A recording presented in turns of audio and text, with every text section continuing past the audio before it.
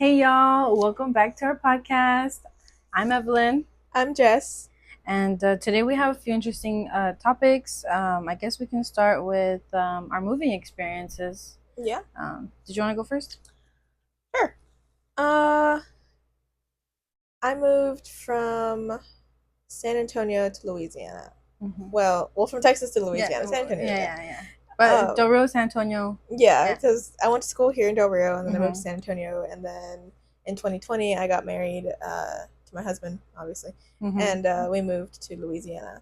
Mm-hmm. So he did 6 months of basic training, and after those 6 months, he got to Fort Johnson before I did. Mm-hmm. Had to make that literally because we had an apartment in San Antonio that I was living in while he was gone to basic training. And when he graduated, it was like I had to turn in the apartment, I had to get it all clean, and then I had to get because I had rented a storage unit out to put Oh, all of okay. my stuff, Yeah. like boxes and boxes, so it just didn't crowd the apartment. Mm-hmm. uh, my mother-in-law actually came from Del Rio, drove to San Antonio, and then that night we left at like Oh 10:30 wow. at night. So the same night that she got there, San Antonio, Yeah, I got like, we wow. left. So we loaded up the trailer, my father-in-law's trailer, Mm. piled my car, and then started the drive. It's like 9 hours. We left at like Oh, so 10:30. y'all were pulling? Oh no. My father-in-law was pulling the trailer Oh, okay. with all of my stuff. Okay, but Me and y'all were in Rollie's. two different vehicles. Yeah, Okay, so okay, they were okay. driving ahead with the trailer, and then Mm. I had my vehicle that my mom came with me, so I didn't drive by myself, Mm-hmm. just following behind. Mm-hmm. We left at like 10:30 at night, and then we Wow. got to Louisiana at like 5:30 in the morning, 5, 6 o'clock, 7 ish. I don't remember. Um, we stopped a few times, and then the same we Yeah, got like a runny. yeah, we got to Louisiana and we slept in because I had to wait for Rolly to send me the lockbox code to our apartment Oh, on base. okay. So we got to it was a gas station like right outside base that we parked and slept for like an hour. Mm. And then there's a McDonald's on Entrance Road right across the street. Um, so we got McDonald's and went back to the parking lot. And then he finally sent me the lockbox code, and we drove on base, got to our apartment, and after driving 8 9 hours, started unpacking everything. That's crazy. Yeah, started unpacking everything. That took forever, and we were doing it all ourselves because Rolly was still in processing to the base, so he couldn't leave to come help us. Yeah. So it was me, my mom, my little sister-in-law, my mother-in-law, and father-in-law, like doing everything. And it was an upstairs apartment, so we had to load all of this furniture up the stairs, and like lay it out, put together furniture, like put the bed together and all that. We finally called it quits after we put mostly everything, like the big stuff, like the bed and stuff, together, and then we went to go get something to eat. And then we were there for almost 4 years, I believe. Yeah. Yeah, we were there for like 3 4 years, and it was great, but it was a bit of an adjustment from living in Texas to Louisiana. and not only that, but being in a military family. It's different. It's the same but different. And then base, it's like I had to get used to driving there, and I'm so bad at forgetting things, and I had to learn to always keep my ID on me because I need that to get home. If I go off base to go to Walmart or something to get back in, I have to show my ID. Yeah. That until I get gas, go to the commissary, shop at the PX. Anything that you buy on base, you need your military ID for. Especially like going to the commissary and stuff, like grocery shopping, because there's a grocery store on base. It's the commissary.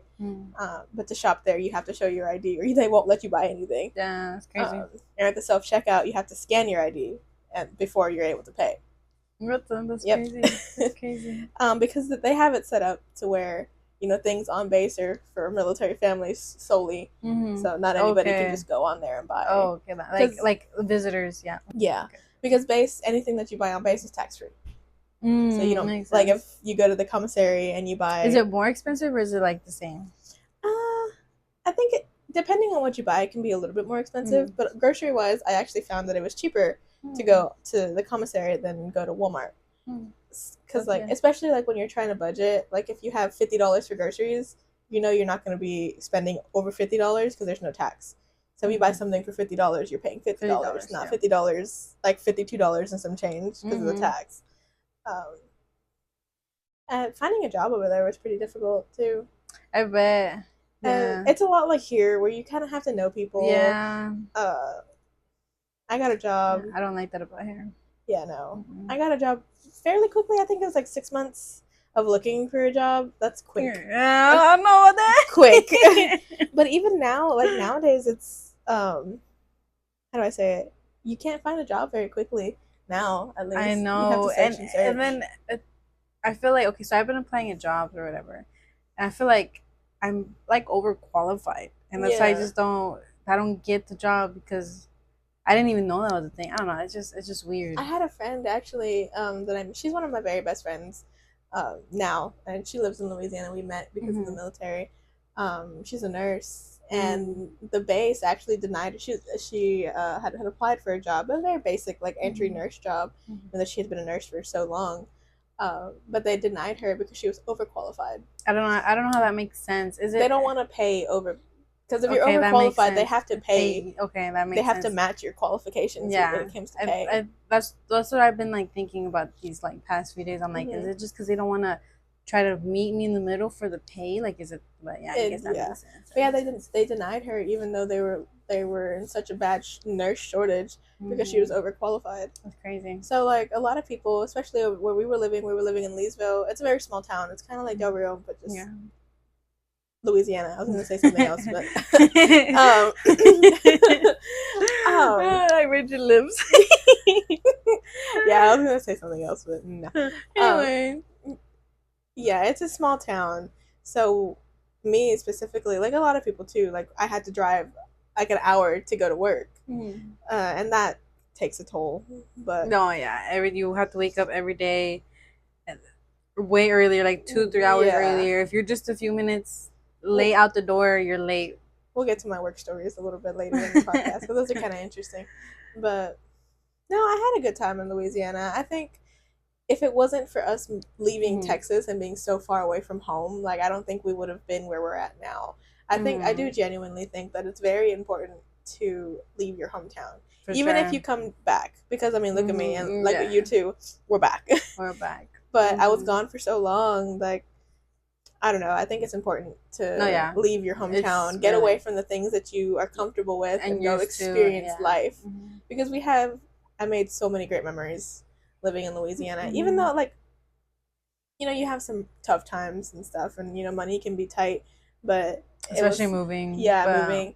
But it's something like you don't regret. Yeah, no, I don't regret it at all. And honestly, if I'm being completely honest, I do miss Louisiana, and I would go back if I could, but I'm enjoying being home. Yeah, I if I could go back, I would. I know y'all had a house over there. We do. We still do have a house. We're trying to sell it or rent it, one or the other. Yeah. But it was just easier. Is the house, are the houses over there like cheaper, or is it the same? It depends on the area. I actually got a really good deal on my house, and it was a flipped home, where they remodeled, like completely gutted the inside. Oh wow. And remodeled it, and it looks fantastic. Like it looks like a new build house. You showed me. Yeah, it looks like a new build house, and it's fantastic. Yeah. But we actually got, it was a 3-bedroom, 1 bath. You know, huge backyard, fully remodeled for $135 is what we paid for it, and that's not bad at all. That's not like bad. Now I'm looking here, like because we want to buy a house here.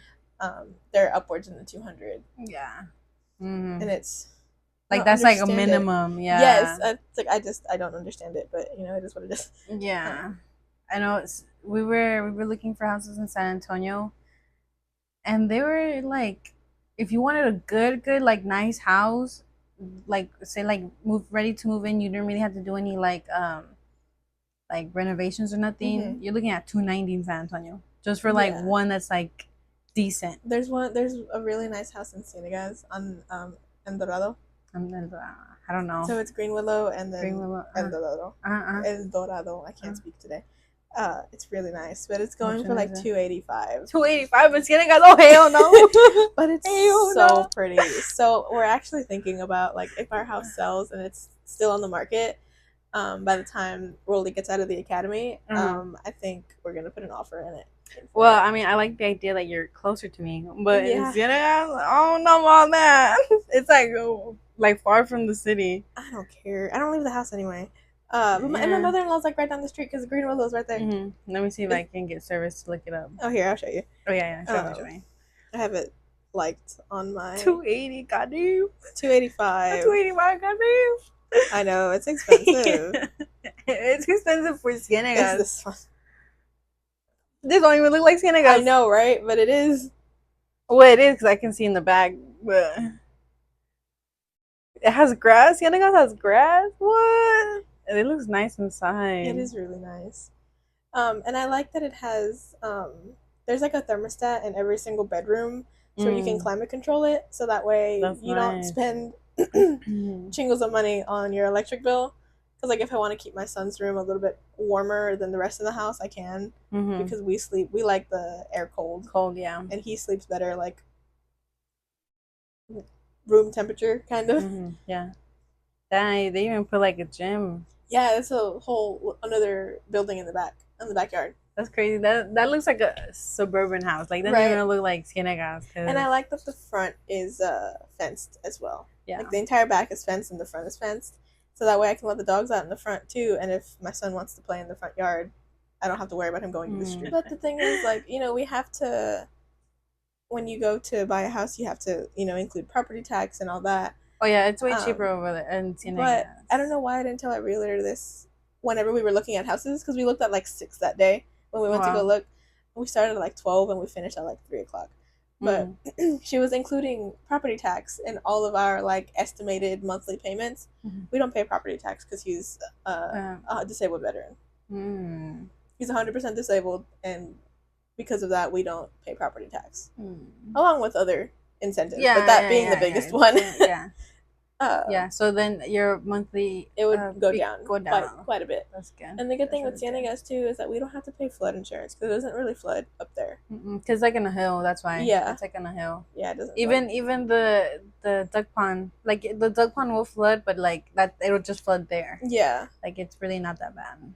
And HEB's right there. You have the Dollar General that's right past the duck pond. Well, that's family. No, Family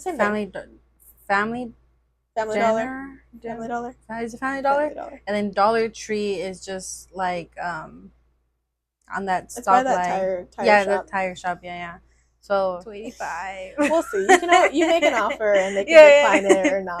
And yeah, I guess to me it's just the area, because I just know the area, not like. Okay, but okay. But we're in the process of trying to sell our house in Louisiana. It was a great house and it served us well. I mean, it's the house we brought our son home to after he was born. So, I mean, I really don't want to sell it, but we have to. But, I mean, I made a lot of great friends. And that's why I say it's good to leave your hometown. Yeah. Because a lot of the people that I met, changed my life completely. And I would have never met them if I would have stayed here. Yeah. And they're friendships that'll last a lifetime. Ex-coworkers, when we were working at the daycare together, and we went through hell and back. You worked at daycare in Louisiana? Yeah. Okay. So that was like my very first job in Louisiana, and I worked there for 2 years. Wow. From the time I moved there, I moved there April, May timeframe, I think. And then I got that job in August, and I was there for 2 years, and we worked. It was the same group of people that we worked with, except for a few that quit and they got replaced. But yeah, we worked together for 2 years. I made some really, really great friends. That would have been my job up until I left Louisiana, had it not shut down. Oh, that's crazy. Yeah. Did you want to talk about why it shut down? Sure. Okay. And the crazy part is we found out that we did not have a job through Facebook. What? Through Facebook the day before we were supposed to return back to work, because we were on Christmas vacation. Because it's a daycare, it shuts down for school. Yeah. We had just gotten back to Louisiana because we were here for Christmas. And I was literally the day before we were supposed to go back to work. I was sitting on my best friend's floor when we were just talking, and her son was like running around. And I was like, oh my God, I don't have a job. Like, it was literally like a letter that said, we're shutting down for this, this, and this. And I said, what? That's crazy. They didn't even at least tell the employees before Christmas. And here's the messed up part. And I mean, I'm not trying to like drag anybody, but kind of. Kind of. So the daycare had been facing like a bunch of issues, like sewer, mold, Yeah. because it was a church owned daycare. Mm. Yes, and I'm not saying that they're all bad because they're not. There's some really really good ones, but that one in specific, like we would get grants and stuff. But the pastor, and I'm not going to say names, the pastor, instead of putting all the grants into the school, would put them into the church. So he said. But we never saw anything improve because like a lot of us that worked at the daycare went to that church. Yeah. And we never saw anything improve. And things just got so bad. Like I have pictures and pictures and pictures of like the toilets overflowing into the hallways. The air conditioner broke, so we had all the kids downstairs that were from the baby room, so 0 to 12 months, to all the toddler rooms, just in pants and like no shirt and stuff because it was so hot downstairs. Because Louisiana summers are brutal. Yeah, I think Because you're talking about that it's the humid. last episode. Yeah. It's humid and it's hot. And what else? Just mold on the ceilings. Yeah, it gets the stuff holds moisture so Yeah, quick, like and mold on the ceiling. it goes through the walls. In my classroom specifically, so every time they would flush the upstairs toilet in the cafeteria, it would leak through the roof. And at one point, I had came in, and the carpets were like saturated. Um, so we had to like clean. And how much were people paying for that daycare? It wasn't cheap. Oh, it wasn't cheap. It was like $300-400 a week, and that's for one kid. What? We had a lot of parents that had multiple kids there. Especially like in my classroom because I was the baby room teacher. I had a mom of twins, so that's for 2 kids. 600 a week. Yeah. And like the few times that we had to shut down to like work on the building, you still have to pay. Like it's on a weekly basis. It's not you don't pay by the day, you pay by the week. So even if your kid doesn't show up, you still have to pay. So they I guess finally that makes sense. Yeah. You can't just pick and choose what weeks you have to. Yeah. You can So they finally shut down because there was also an active lawsuit, not with the daycare, but with the insurance company, because 2 years prior, Hurricane Laura and Delta hit, and it destroyed a lot of the building. Like there's water damage and stuff. That's where all the issues stemmed from, because they hadn't been fixed from Hurricane Laura and Hurricane Delta. So because the insurance company that they had got, they refused to pay for like the remodel essentially. So there was an active lawsuit on that. So they kind of blamed it on that, but at the end they shut down because there was no money. That's crazy. Like they started like cutting costs on the food and stuff. It was bad. Like, where's the money all going if you get grants? And it got to like where we got paid in paper checks, right? And the son and the nephew of the pastor, they got paid in sealed envelopes because they were making a lot more money than we are. Then what were they doing there at the daycare? Like, were they taking care of the kids as well, or? One was a gym teacher, and one, because it was also an academy, so it was like a school as well. The schoolhouse. One of them was the gym teacher that sat on his phone and watched the kids run around, and the other one was like, I think he was a high school teacher, but it was online. So like he was in the classroom while the kids were on the laptop. Yeah, but so we ended up shutting down, right? And all the teachers that worked, like the academy teachers that worked up until we shut down, didn't get paid. And the daycare teachers that, like me and everybody else, we did get paid, but a few days later we open our bank accounts and they're all in the negative because the check that he wrote us for like our last paycheck bounced for insufficient funds. There was no money. What? That's crazy. And then later we found out, with the grant money, he was buying himself new vehicles and paying off houses and stuff. So he was trying to, I'm for building generational wealth, paying off houses, renting them out. I'm all for it. But the money that he was given wasn't for that. It wasn't for him. It was for the kids. Exactly. It wasn't for that. And the crazy thing is that you would think he would care about the quality of the daycare because his grandson was going there.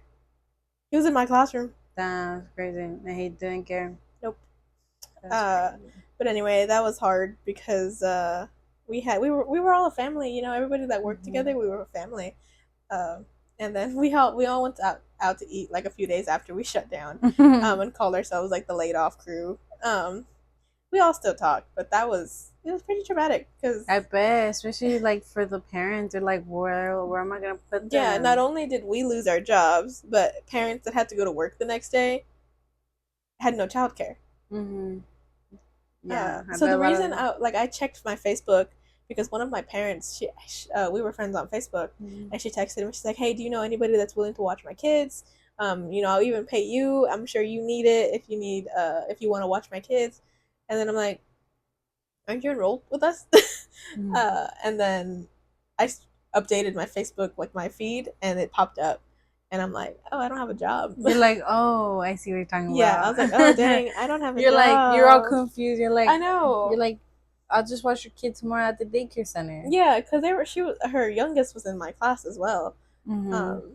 and I was so upset because um, I put a lot of my own money into my classroom for the specific Mm. reason that we I didn't mean, have the good yeah, stuff, you and know? I'm sure every teacher does that. Yeah, Every like teacher puts their some of their paycheck into decorating or making it more like, I guess, incentful for the yeah, children. like Yeah. I spent a lot of my own money, and I'm not salty about that. I mean, I would do it again in a heartbeat if I was in that situation again, but like I don't know, it just You just would have liked a better, uh, I guess. hey man, if you're gonna shut down, that's fine. Just give me more of a notice, please, Yeah, so I can get my stuff. and maybe give me my money Yes, I know. that I worked for. I know. You said you wanted to open up a daycare. I do. That's like a lifelong dream of mine, and maybe one day I'll be able to do it. What does it take to open one?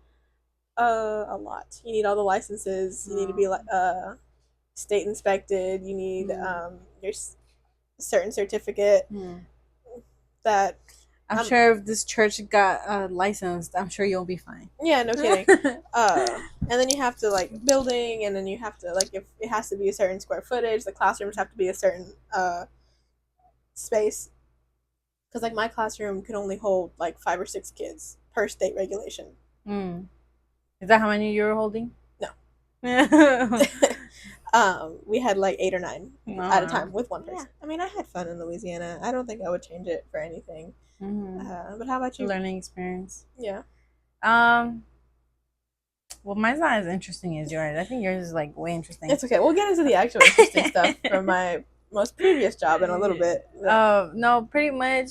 So I was working at Home Depot, and then from here at this Home Depot, and then from there I transferred Home Depots to Arlington. That's exactly where I was at, and my boyfriend was the one that found an apartment for us because as soon as we graduated in 2020, literally 2 months later in July, my college started for both of us, and so we were kind of like he was kind of like in a hurry to get an apartment and put down like the deposit and everything, and then I moved over there.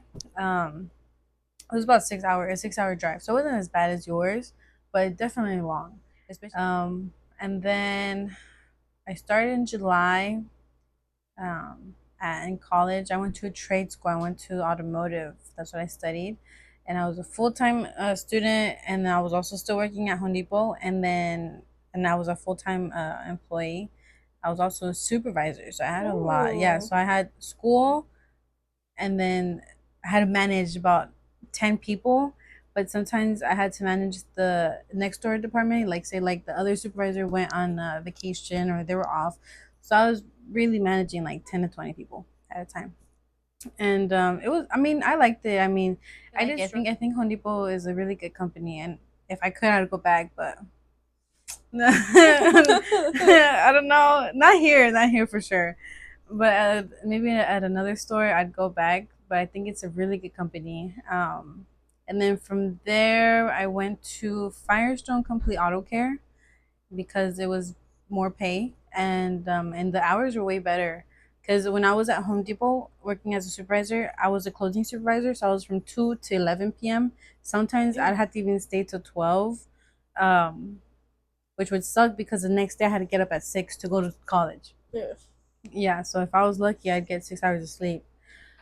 But I don't regret it. Like I probably do it again. You know, even if it meant going through like shitty sleep. But I think Yeah, that schedule really isn't too bad. no, it's like from I would wake up at 6 to get ready, but school started at 7:30, and I had to leave the door by 7 because of traffic. That's literally Dallas. Once 7 hits, everyone's like in line No, trying to go to yeah. work.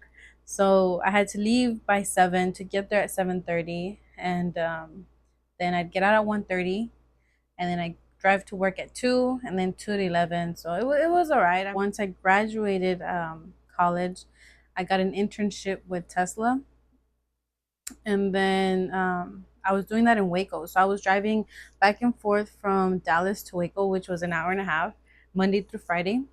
And I did that for about, I think the program was about like 4 months. I really can't remember. 4 months. And then once I completed that in Waco, I got relocated to San Antonio. Oh, and then while I was in Waco, every Friday we'd have to choose like a service center where we wanted to go and like I guess kind of start getting hands on onto like the actual like real life working on these cars. So we would choose from the Fort Worth Service Center, the Dallas one, Plano. Um, if you like, you can also go to the Austin one, the San Antonio one, and if you really, really wanted to, you could go to the Houston one. But no one really went to the Houston one. It was more like DFW, Plano, and Austin. Yeah. You know, so I was driving back and forth every Friday. After that, once the program was done, I got relocated to the San Antonio location, and I didn't really like San Antonio much. It was a bit boring. I think I like If Dallas you come more. from Dallas, then yeah. Yeah, I like Dallas way more. But yeah, just working for Tesla, working on these cars, and then I moved back.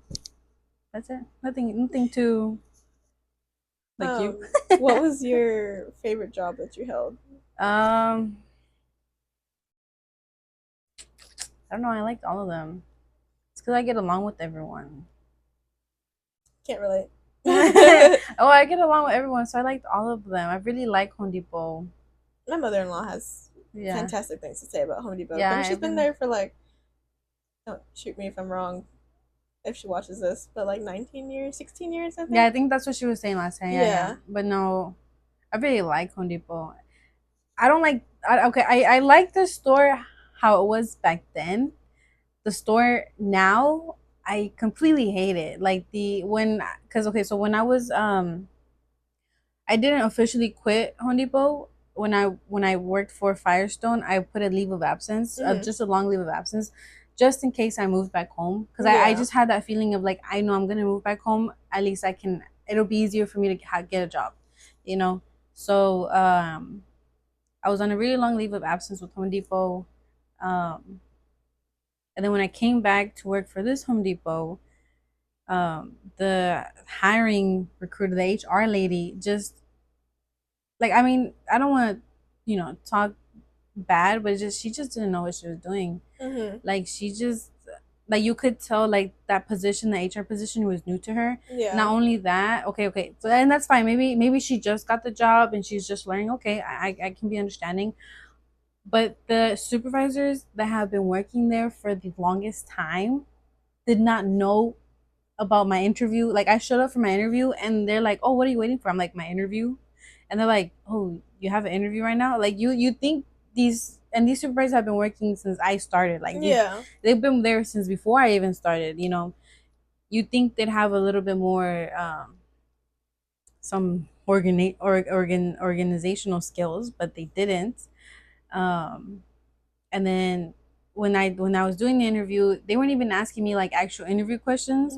They were just kind of like chatting within each other, and then they're like, "Okay, yeah, you got the job," and I was like, "Oh, okay." Like I don't know, like thanks for wasting my time. You could have just told me that over the phone.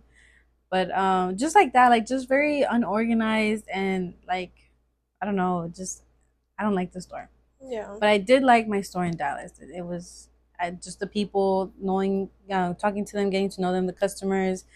Um, yeah. But I liked all of them. I liked Firestone too. And with Tesla, I was the only girl at the shop, and they were all nice to me That's because I'm good. a girl. Yeah. Yeah, I'm a girl. They're not gonna be mean. But Tesla's a good company. They take care of you. I got discounts on everything. Like I would get discounts on my phone bill. Like I would just call and be like, "Hey, like I was just wondering if I have any discounts because I work for Tesla." I'm like, "Oh yeah, you get $20 off your bill," and I'm like, "Oh Oh, nice. great." Or like the gym membership, you could pay $20 a month, and you can select up to 5 gyms, and you only pay $20 a month. And so I would do like Planet Fitness. I would do the gold, was it gold Gold Star. gym, gold whatever, Yeah, gold.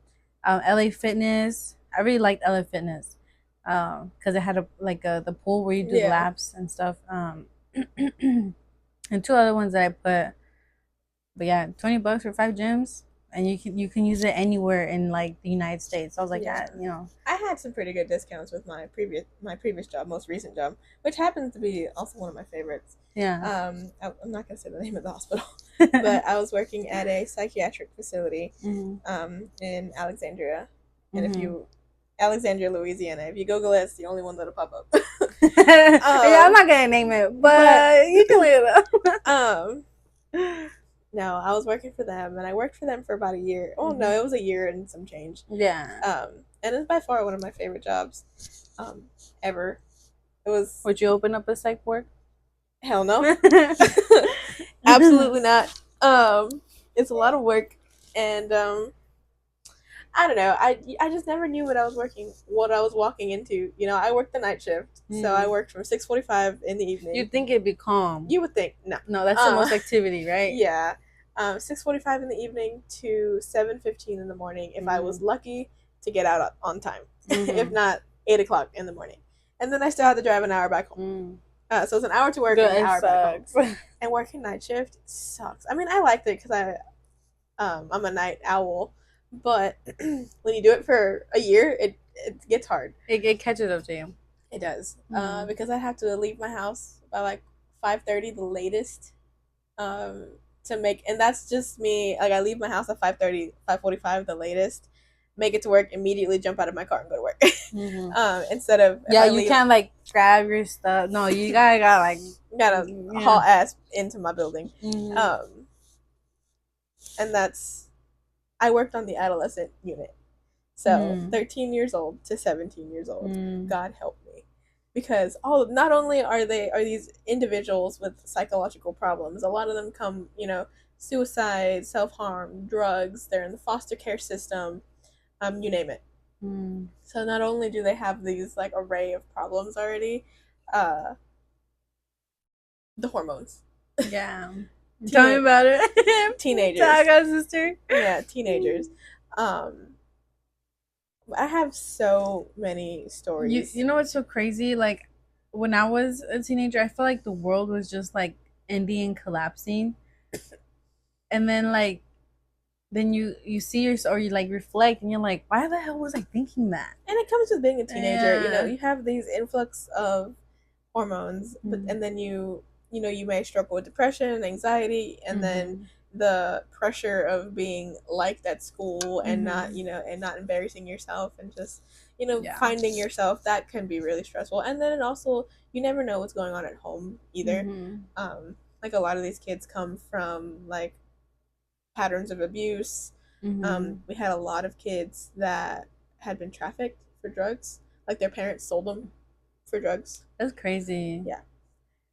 A lot of neglect, a lot of this is why I'm pro-choice. Yeah. No, I'm pro-choice. A lot of, if you don't want to be a parent, I don't think you should be forced to, because most parents are not good parents. Yeah. But I have a lot of stories, a lot of getting punched in the face, and it's crazy because you can't do nothing to them. No. You have to hold yourself, like you have to contain yourself. Yeah, and I mean, we're taught proper ways to like take down and stuff. It don't work. No, it doesn't. It's like teachers trying to break a fight. Who told me? I think Miss Ortiz told me that that teachers have to break a fight without touching the students. That's not gonna happen. And I'm like, so what do you do?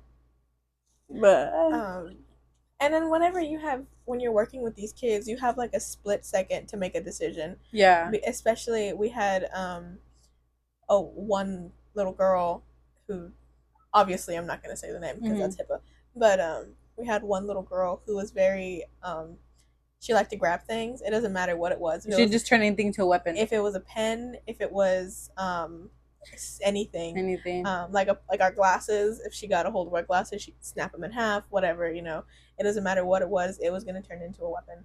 And it wasn't necessarily towards other people; it was towards herself because she was very, very suicidal. Oh dang! Very, very suicidal. And you have to kind of make a split decision because she would grab her thing was pens.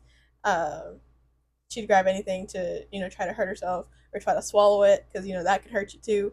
It's a split second. Yeah, and it's not like you can just get rid of pens. Yeah, no, we kind of needed them around. Yeah. There was one. You gotta learn how to be fast. Yeah, and the thing with the kids versus because it was an adult facility too. Like it was units. It was 6 units. So it was my unit, and then right next door was adult men, and then right next door to that was co-ed, so adult women and adult men, and then you had just women, and then you had the flags program, which was the veterans and active duty members. Okay.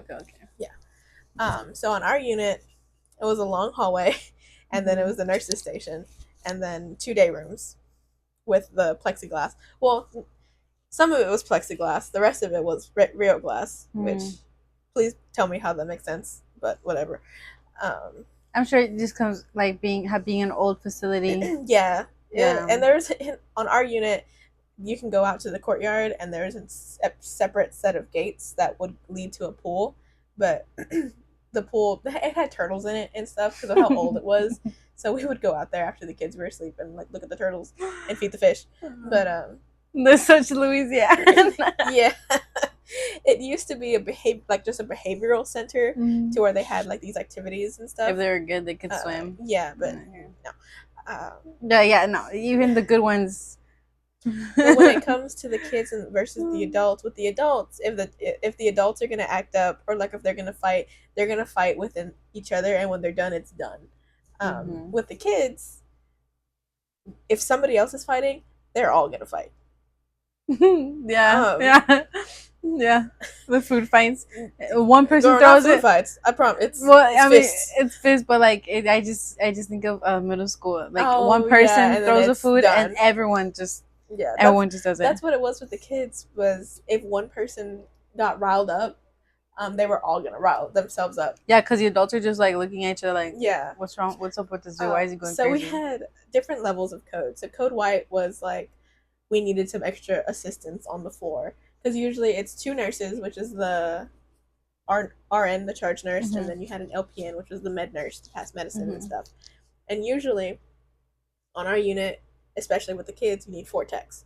So it'd be like me and 3 other. Like do people that work there, do they get paid like good? I got paid good. Okay. I'm like you gotta, because you're dealing with so much. Yeah, I mean we didn't get paid like the best, but we still got paid like above the enough to want to return. Yeah, I made a pretty good paycheck. Like above like $1,500 every paycheck. Damn. Pretty decent. And then you have like the night shift differentials and stuff because you get paid more for working night shift. Oh yeah, and then you get paid more on the weekends. But anyway, I wish every job was like that, paying more on the weekends because I know I just call out. So you'd have to a minimum, 4 techs on the floor. We were extremely short staffed, so it'd usually be me and like one other person. Damn, 2, half of that with 26 kids. Dude, even 4 people with 26 kids. It's not a lot. No, divide that 26 divided by 4. Yeah, I'm not good at math anymore. But so yeah, but since we were, like I said, we were extremely short staffed. We had, if we called the code white, it would go over the intercom and it would let other techs know that hey, y'all need to haul ass to this unit because we need help. And we tried not to call code whites because a lot of the times these behaviors are like attention seeking because they know if they call a code white, there's going to be a million people on the unit. So if we could handle it within ourselves, we would do it. There's only a few times that I had to call a code white.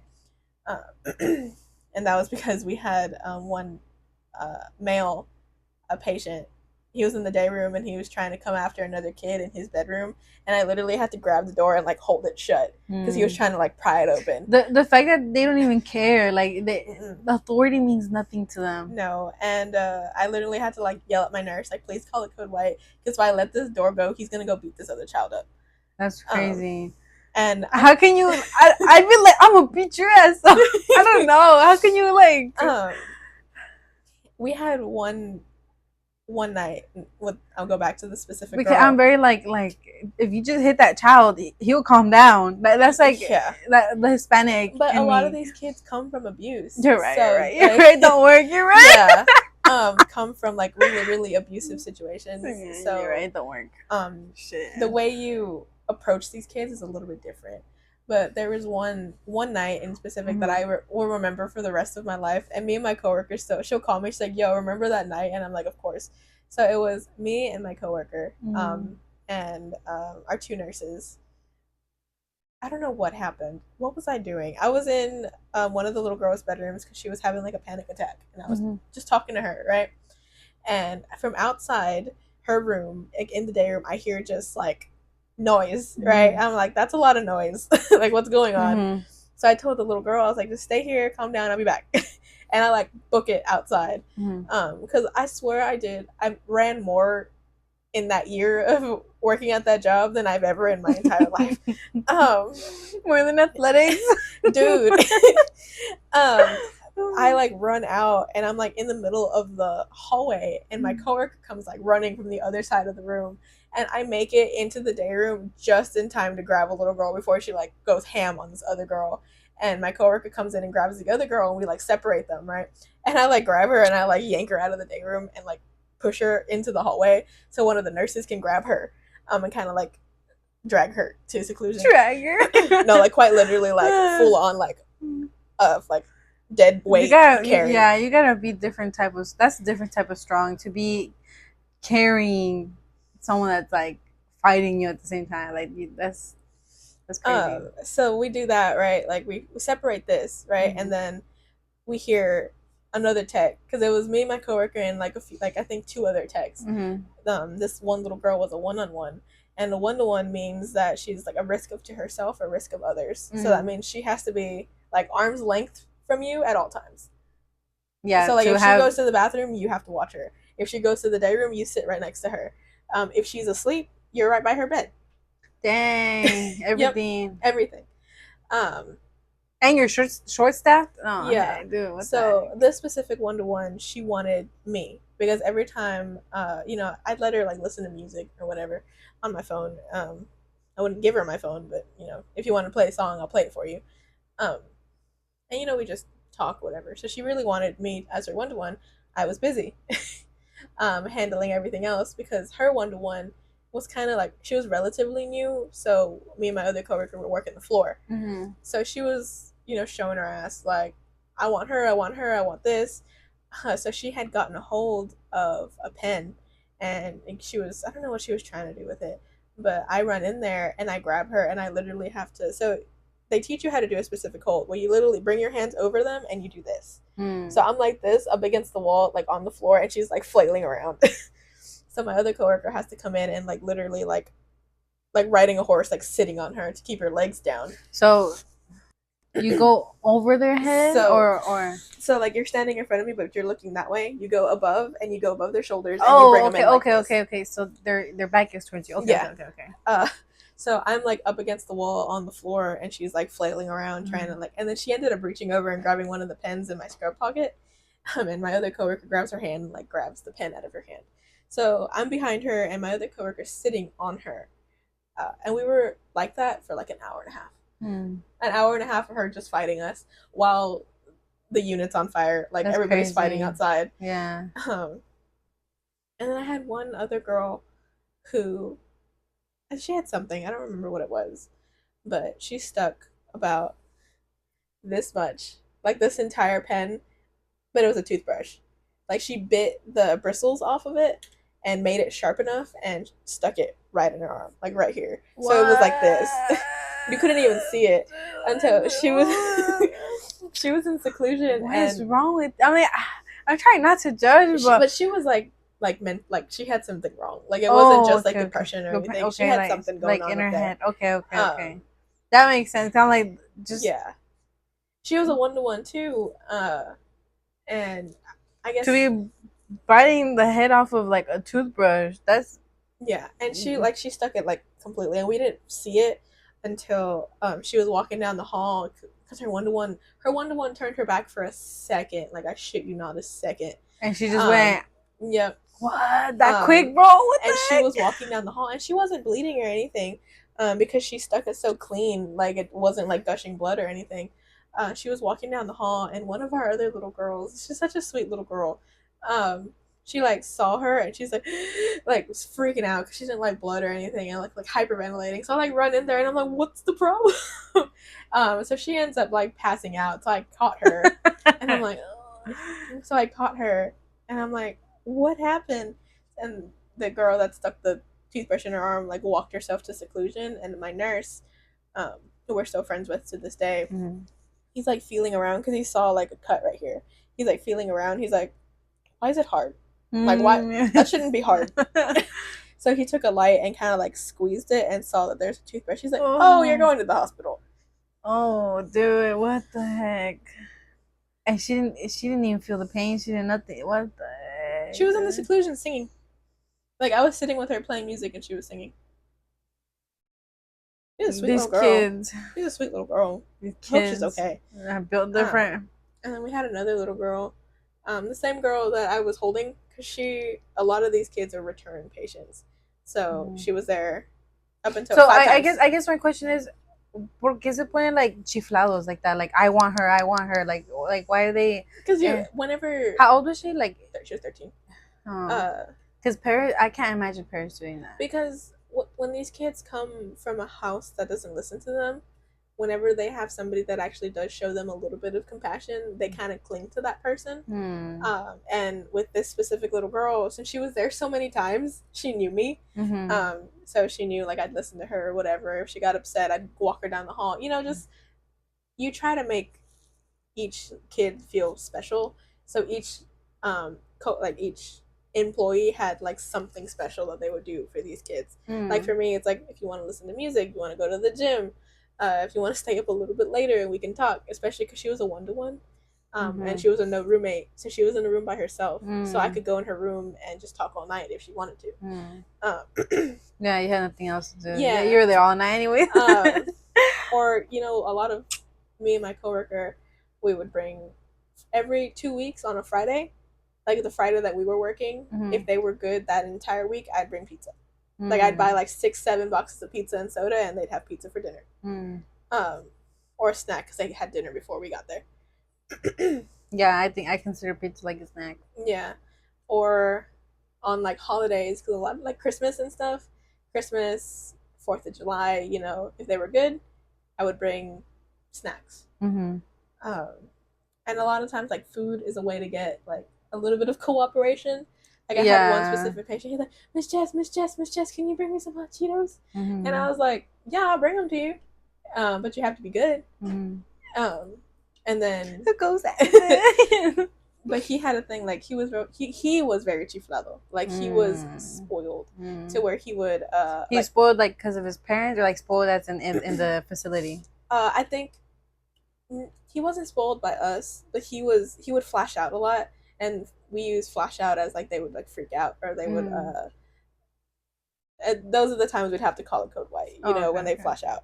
But he would flash out a lot if he didn't get what he wanted, like if he didn't get chips, or if somebody looked at him the wrong way. But some of the nurses were scared of him, and he knew with specific nurses, like if we worked with a certain nurse, we knew we were gonna have a rough night because she would give him whatever he wanted. Was it because they're and you're like, don't slide with me? But I would tell him, and every time I would come in, I would show him the bag of chips that I bought him, and I said, I have this. You have to be good until bedtime. If not, you're not getting it. And a lot of the times he would act up, and then he'd be like, well, what about my chips? I was like, you're not getting them. I was like, you're not getting anything from me because you wanted to act a fool. Exactly. Period. And he got the point after a while. Hispanic dreams. Yeah. And he would punch himself in the face a lot and make himself bleed. And sometimes I just look at him and I'm like, dude, that doesn't work on me. Yeah. Yeah. Yeah. Because we've had so many different types of kids, and like I said, a lot of them were like repeat. But my 1st group of kids, when I first started, they were there for like 3 months because they were all DCFS kids. Wow. So they became like, they're our babies, you know. But some of them were kind of scary, especially when they fought, because they fought to they were gonna draw some blood, and it was usually they're gonna unalive someone. Yeah, and it was usually ours because we would catch them right before they would like hit each other, and then we'd have to like fight with them. So it was usually our blood. But I remember for Thanksgiving, Rolly's family was in town. This was literally like this last Thanksgiving. They had gotten there. I had to go to work that night, and I was gonna be off that next day because it wasn't Thanksgiving. It was the week before Thanksgiving. So I was like, but I had went to work, and then I got back, and they kind of looked at me, and they're like, "Are you okay?" Dude, all of this was bruised because I got bit. Dude, I don't know. I do something to these kids, dude. But then, like you said, they come from abusive families, so it doesn't work. And you know, the crazy part is that all of, like, me included and my coworkers and stuff, we all loved the bad kids. Like the ones that like acted out the most, the ones that were like always like, you know, fuck you, fuck this. It's like that teacher, like her favorite class is always the loudest class. Yeah. All of the bad kids were my favorite. And we had this one little girl who would always try to like sneak attack me. Like she'd come from the back and try to like fight me or whatever. And I knew she was coming. I'd always just grab her and just like flip her onto the ground. Like playfully, or like should I actually try to sneak attack? No, it was playful. Oh, okay. But I just grab her and like flip her onto the ground. But there was a few times where she like actually was trying to fight, and like somebody else, and I'd walk up to her and she'd back up immediately because she knew I was gonna drop her. And you know, you just build these relationships with these kids, and you're not supposed to do this, but some of these kids have like my like social media handles because once they get out of the hospital, they'll find you. Like I had one little girl, the little girl I was talking to you about that. We were sitting on her, to try to calm her down. She found me on TikTok. And she's like, "Hey, Miss Jess." I was like, "Oh God." I was like, "That's not me. I don't know who you are." I told her, I was like, "You didn't get enough of me while you were admitted?" And she's like, "No." I said, "Okay, whatever." Whatever.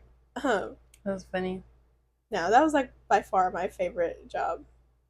I guess I don't know, because my thing is also I want to help like open up a school in Acuña and help the orphans. I guess that's something I'm gonna have to deal with too. The only difference is that they're gonna be speaking Spanish too fast. A lot of these, we had one little girl who in my car, if you ever look at my driver's side, on the handle, I have a little drawing. It's like a little owl, and one of our patients gave it to me. She was so sweet. She was so bad. But she had really bad panic attacks. And literally, like, it doesn't matter if it was me or my coworker. Like, sometimes, like, I would be walking, like, down the hall, and she'd come and, like, cling to my leg. So I'm, like, walking across the hall with a little girl just strapped to my leg. Or she'd wake up in the middle of the night, and she'd come, like, sit on one of our laps and just, like, cuddle up with us because she wanted to go back to sleep. And I'm like... She was so cute, but she was so feisty. So feisty. Like, she was the first one to try to, like, get up and punch somebody. And I was like, can you not? You're like 4'9". You're like 4'9". And like 90 pounds. Please. That's crazy. I don't know. These kids are characters, though. Like, I don't know. I loved it. I also loved responding to codes. It was fun. Like, what is that? Like, let's say they call it code white on, like, another unit. It was always the unit next to us, which was B unit. You'd have to like run, get there, and try to defuse the situation. I don't know, it was fun. With the adults, with the adults is a little bit more fun because they know what they're doing, and you can be a little bit more rough with them because they're stronger. I remember I could actually punch someone. No, never, not that. I don't want to lose my job. But that's funny. When we had this one time where they called a code on the other unit, and one of my like favorite people. She was like a mom, like my work mom. She called a code, and they never call codes over there. So me and my coworker like booked it over there. And there was this one girl flashing out in her bedroom. She didn't want to go to sleep.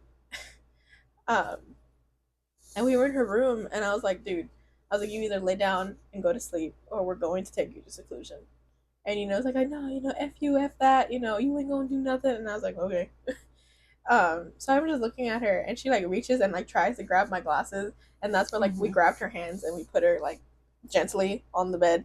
And I'm like, dude, you have to calm down, because if not, you're gonna go to seclusion, and you're gonna get a shot, and then that extends your stay. But she's fighting. She grabs my hair and like pulls it as hard as she can. So I'm like pinned like down on the bed with her. So my other coworker's like, dude, let go of her hair. Like, what the hell?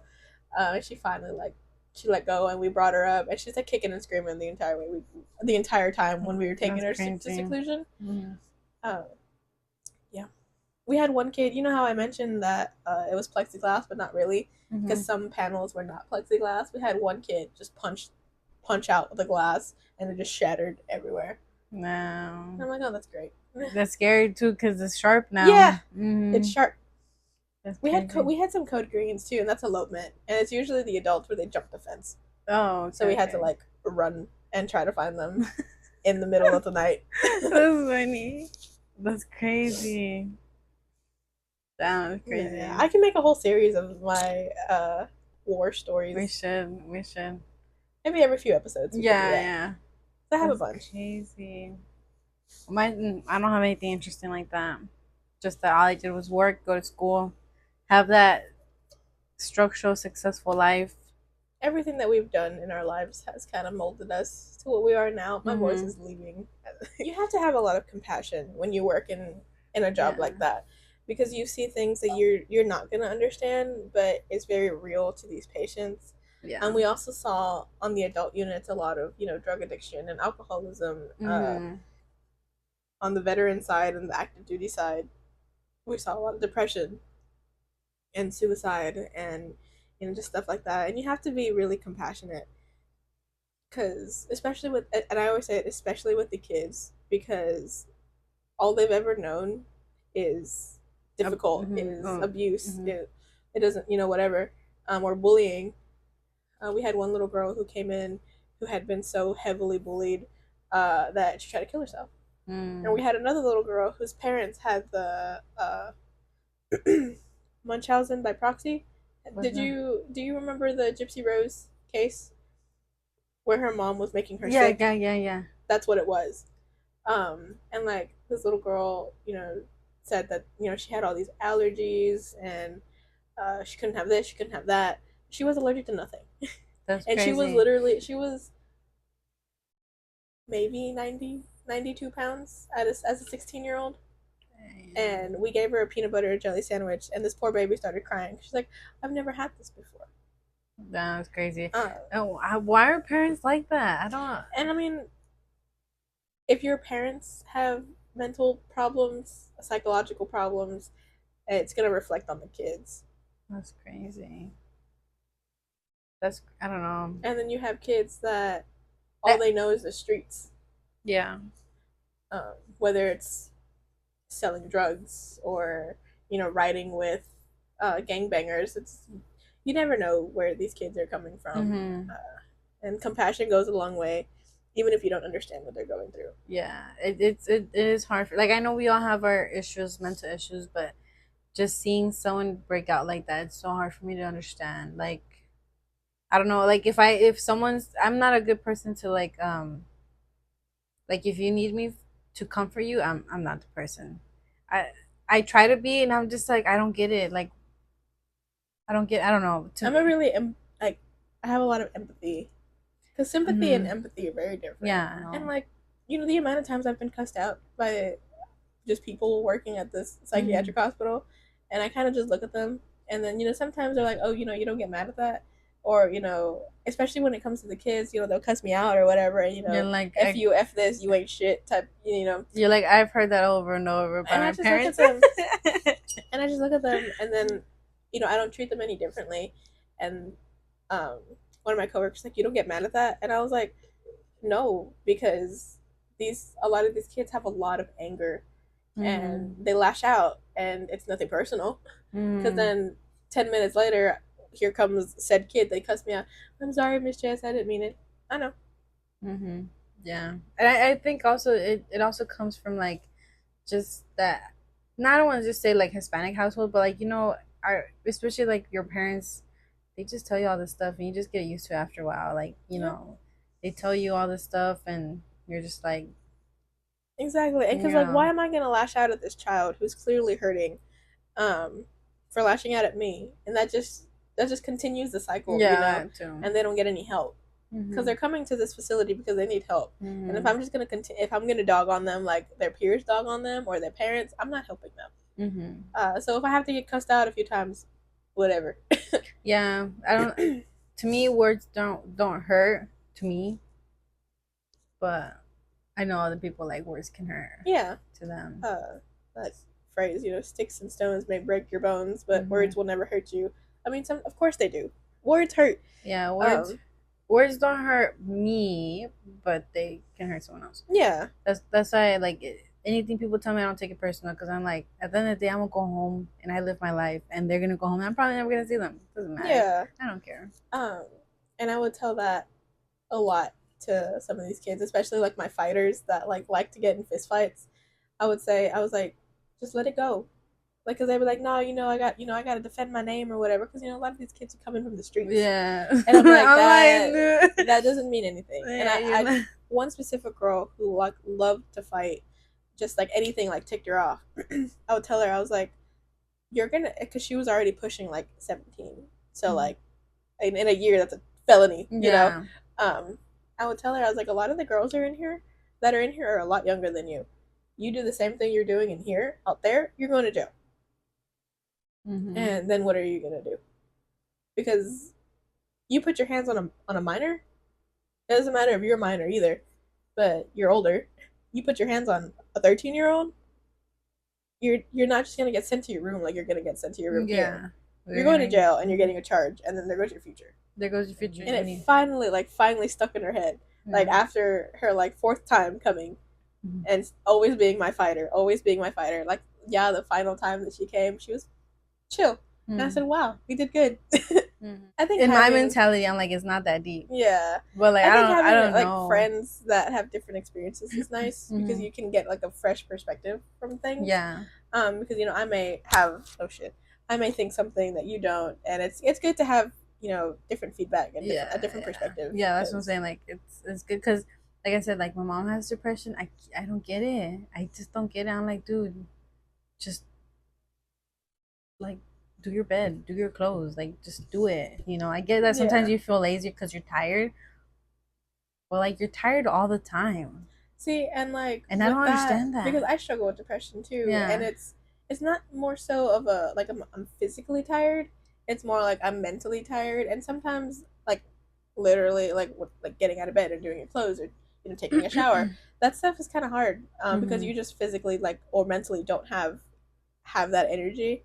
And it's just draining. And sometimes then it becomes physically hard to get out of bed to where I really don't want to get out of bed because I just want to stay in my little cocoon and feel my feels. And yeah, I don't get it. I mean, I don't know, I just don't get it. And then I find myself sometimes in a cycle because having a dirty house gives me anxiety, but then when I'm really really depressed and don't have the motivation to do anything, then it just sits there. And then I have anxiety because my house is a freaking disaster, and then I'm depressed and I don't want to do anything. So then I kind of just have to force myself to get up and do it, and then I do it and I feel better for a little bit, but then it's a cycle. Yeah, you have your good days and you have your bad days. But I try to show some sort of compassion, but I don't get it. I don't. I try so hard and I just don't get it. And you don't always have to get it, even if you don't get it and you're still compassionate and you. My thing is I always try to look clean. Because I'm not saying I care so much about what people think, but it's just like a first impression thing. Like you want to look good. I want to look good all the time, look presentable all the time. And my mom sometimes doesn't like that, and I'm like, don't you just want to look presentable? Yeah, no, I get it. But in my head, that's my head. Like my mom's probably like, why do you want to look good all the time? I won't leave the house looking like a complete disaster, but I also won't get done up or anything, especially with a baby, because I will I always See, I think understand that. I always think it's funny because he's always so well dressed, and either the both of us or like one of us looks like a hot mess. It's usually me because like, and then I have just baby throw up and like spit up in my hair and stuff, and it is what it is. Yeah. See, I understand that. I can understand physically. I see it, so I understand it. Yeah. You know. So, wow. But sometimes you never know what people have going on in their head. Yeah. Sometimes a lot of it is like when you're in survival mode, you just do what you can to survive. There's a difference between just surviving and living. Because living, you enjoy it and you have some fun times and you make memories. And surviving, you just do what you can to make sure you make it to the very next day. Yeah, I guess I'll try to see it like that because I'm living life. I think I've been living life. Yeah, and sometimes someone is just and maybe trying that's to make why it. maybe that's why I don't get it because I'm like, life is not that bad, bro. I don't know. And sometimes what might not be that bad to you might be horrible to somebody else. So that's why I always say, especially like that's what I'm gonna teach our son, is that you never know what somebody's going through, like up in their head, even like physically in a physical sense. You never know how somebody's finances are, living situation, family life, like mental, if they have whatever going on up there. And sometimes they're just trying to make it to the next day. Yeah. I try and show compassion. I always say, but sometimes I just don't even say nothing because I know in my head I'm judging, and I'm just not gonna say anything. And that's a form of showing compassion too, because you know what's coming out of your mouth is probably not going to be very nice. What you say might be somebody's like last straw. You know, like it might be they're already, maybe they're thinking of taking their own life, and they just need that one reason to take their life. And what you said is like that's the reason, and they go home and take their own life. You know, if right now 5% is your best, then that's enough. Because you can't give 100% every single day. Yeah, that's true. That's true. You can't. Because I don't have any stories like that. I just have like scary paranormal. Nah, I don't want to say paranormal, but like I've seen stuff. Yeah, I've seen stuff. No, I've had my fair share of the paranormal as well. Yeah. Yeah, we can do other fun stuff, and let us know if y'all want specific things. Like if you want me to talk more about work stories or mental health. I mean, it'll mainly be her because I'm a huge mental health advocate, and I will be for the rest of my life. Yeah. As somebody who personally struggles with mental health, that is a big thing for me. I've lost way too many people to suicide, and I've dealt with that myself as well. So like, and as we go on, we'll get better. You know, lighting will get better, audio will get better, picture. Just bear with us and keep watching. But yeah, I think that's a wrap for today. I think so too. Well, thank y'all for coming. Subscribe, like, leave a comment, share. I will actually link all our stuff this time. I forgot to do it last episode, but I'll do it this one. Sure. And come back next time. Come back next week, or just come back whenever. Yeah, we'll get a schedule as we go on. Okay, alrighty. Peace. Bye.